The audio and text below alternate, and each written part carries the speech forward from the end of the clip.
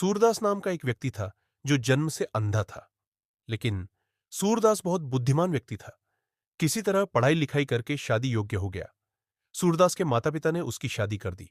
उसकी पत्नी की आंखें ठीक थी, जो कि सूरदास को उनकी बुद्धिमत्ता के आधार पर अपना पति बनाया था। दोनों का जीवन अच्छे से चलने लगा। कदम कदम पर सूरदास की पत्नी उसकी सहायता में लगी रहती थी।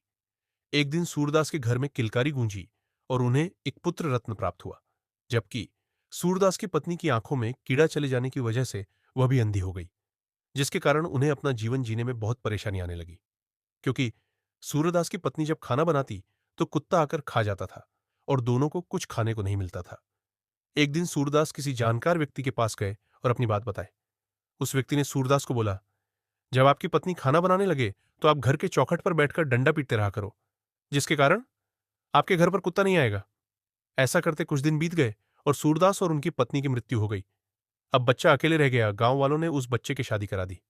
अब सूरदास के बेटे की पत्नी जब खाना बनाती तो उसका बेटा अपने पिता की तरह चौखट पर बैठ के डंडा पीटता रहता था। एक दिन गांव के किसी बुजुर्ग ने उसको ऐसा करते हुए देख लिया और उससे पूछा, आप ऐसा क्यों कर रहे हो? उसने बोला, जब मेरी मां खाना बनाती थी तो मेरे पिताजी भी ऐसे ही करते थे, इसलिए मैं भी कर रहा हूं। बुजुर्ग ने बोला, उनको ऐसा करने के लिए मैंने ही बताया था, क्योंकि आपके माता पिता की आंखें नहीं थी, जिसके कारण खाना कुत्ता आकर खा जाता था। आपके पिताजी खाने को कुत्ते से बचाने के लिए डंडा पीटते रहते थे।